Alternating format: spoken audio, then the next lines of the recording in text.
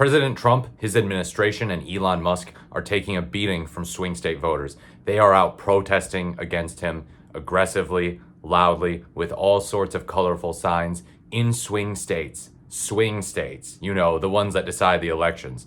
So in Raleigh, North Carolina, there were protests, massive ones against Trump and Musk.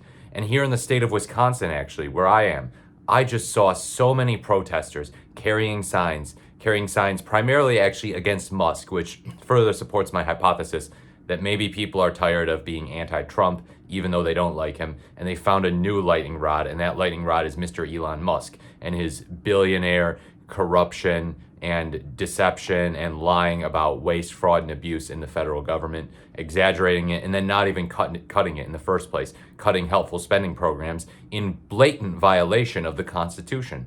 So these people, in their chants, they were focusing a lot on economic issues, actually. Their signs talked about hands off my Social Security, and that makes sense. It's a government program. There were a lot of middle-aged people, in fact, middle-aged white people who a lot of, leftists would typically say, oh, this looks like the profile of a right-winger, and right-wingers would say, oh, this looks like one of us, this looks like just a normal American.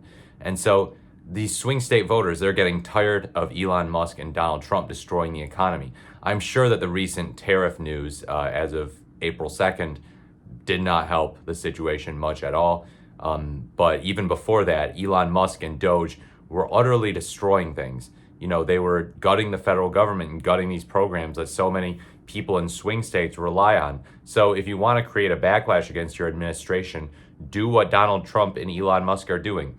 There were also chants about bodily autonomy, stuff like my body, my choice. And again, obviously that's a social issue. It's not inherently an economic issue, although there's certainly some economics to it. But yeah, people are sick. People are saying, you know what? Look, I'm putting aside the idea of left versus right now. It's not left versus right. It's right versus wrong. And I see so much wrong in what the Trump administration is doing, and especially in what Elon Musk is doing. Because there was no Elon Musk of the George W. Bush administration or the Reagan administration. No, this is just some corrupt guy that Trump brings over and just allows to run the government, to the point that you wonder, did these two cut a deal? Does Elon Musk have something on Trump that he can essentially use as a gun behind his head to threaten him to get his way with the federal government so that he can enrich himself and not do anything to actually fight waste, fraud, and abuse, just use that as a pretense? So these swing state voters, there are a lot of them, and it was a narrow victory for President Trump here in the state of Wisconsin. Not remotely close of an election in terms of the total swing states and how they voted, because all of them voted for President Trump. But each swing state was fairly narrow, and Wisconsin's a great example. And you know what else? We know that many voters in Milwaukee and Madison, deep blue areas of Wisconsin, were actually suppressed. They were taken off of rolls, and so they didn't get to vote. And who do you think they'd vote for in the election if they could have voted? President Trump won the election in Wisconsin pretty narrowly. As Greg Palast has talked about, roughly 3 million voters in the state of Wisconsin, primarily in Madison and Milwaukee, taken off the voter roll. It's fair to say that most voters in Wisconsin do not like Trump, even if Trump won it. Well, first of all, most Americans did not vote. So while most Americans might not like Kamala Harris or the Democrats are historically unpopular right now, 29%, a recent CNN poll showed, people don't like Trump. People see what he's doing, and they demand change. They demand good, effective leadership and combating him. And obviously, there is only so much the Democrats can do. But people are still making their voice heard. People are still going out and prosecuting the case against Trump in the court of public opinion. And that's really important. That's really important. People need to see that this is not a normal administration, that normal people are not going to sit by and say, oh, well, I guess I'm going to allow the federal government to be destroyed. I guess I'm going to allow Social Security, Medicare, and Medicaid to get butchered in broad daylight. No. So when you make your voice heard, when you go out and you be creative and you stand up against authoritarianism, that's going to speak volumes. That's going to move people. Obviously, you can go too far. Like, if you get violent, people might react by moving in the other direction, actually, where they say, oh, these leftists are violent. They think they can use violence to get their way, so I'm going to move right, and I'm going to support Trump more. But people will see that, if you're standing up for people's rights, for economic rights, for freedom, and against authoritarianism like Elon Musk wants, that, hey, this is a good movement. I should join it. Or at least I should be a little more skeptical of the Trump administration. Don't take everything at face value. Don't just say, oh, well, he said he's going after waste, fraud, and abuse. So I guess he wouldn't lie to me, right? He's a really smart guy. He's a really rich guy. So he's got to be a good guy, right? And I also love the character attacks on Elon Musk. Let's face it. Obviously, progressives have called people Nazis when they are in fact not Nazis. But Elon Musk did a Nazi salute twice. So there's fair ammunition there. There just is. And so I'm seeing these signs with Elon Musk doing a Nazi salute over here and calling him a Nazi, calling for him to be deported. And it's like, okay, this is what's called taking the gloves off. Finally, instead of saying, oh, I don't like Elon Musk and his big money, they're doing very bad things. They're saying, yeah, no, this dude likes Hitler. This dude's a Nazi. He's an anti-Semite. He hates America. He hates the government. He hates the federal government and all the programs it has that help regular people. And he should be deported for basically committing treason against our country. That is bold advocacy. That is bold activism. That is unequivocal. And you know what it does? It's going to shift the Overton window. The Overton window cannot remain,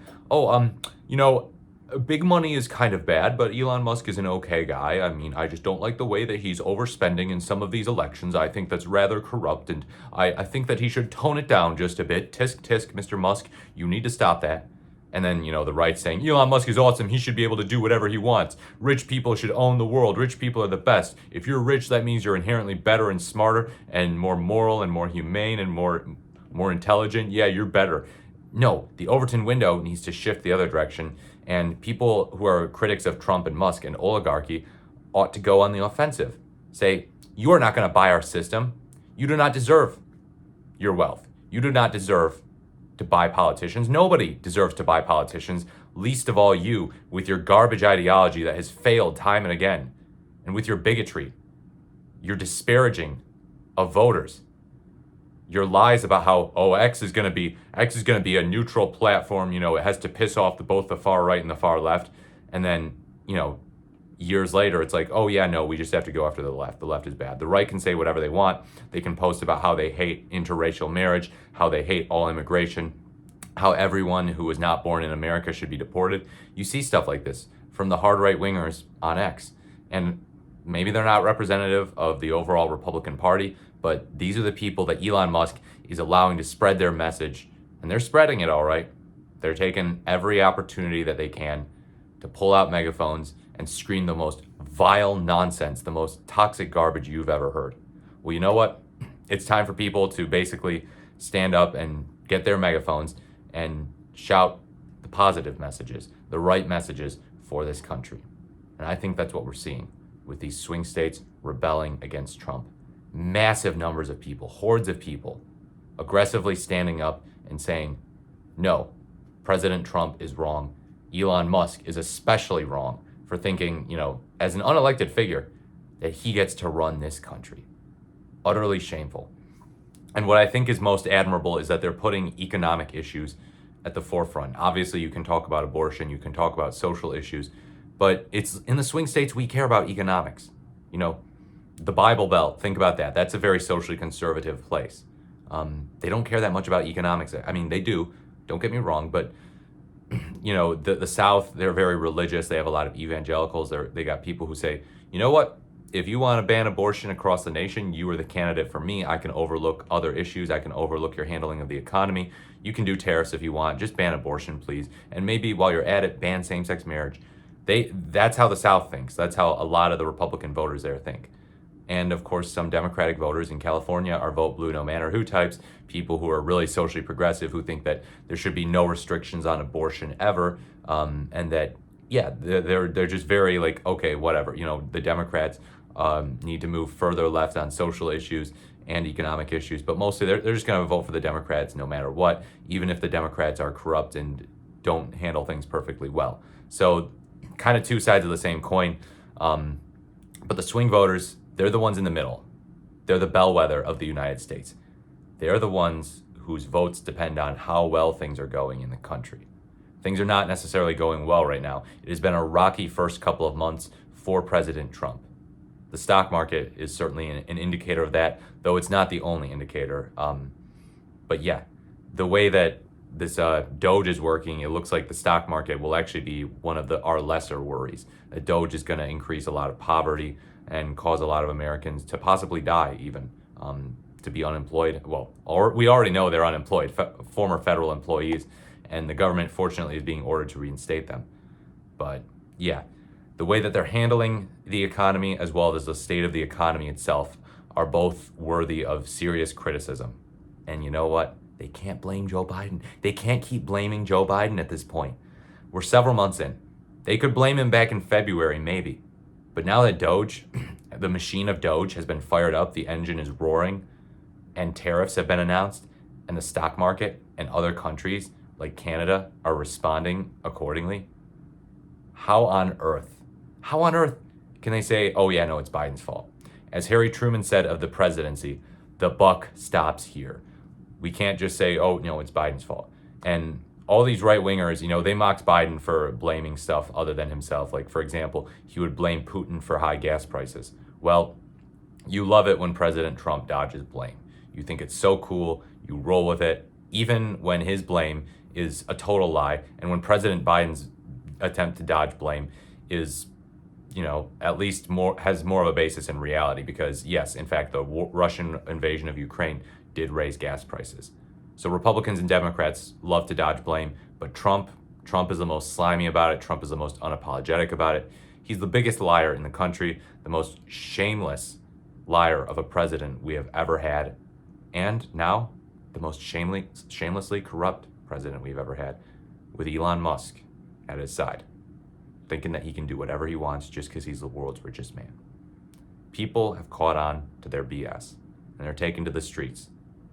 2026 could very well be a bloodbath for the Republican Party if this continues. Swing states have had enough of Trump. Let me know what you think in the comments below. Like, comment, or subscribe to the channel. Thank you so much for watching. This has been The More the Merrier, and I look forward to speaking to you in my next video.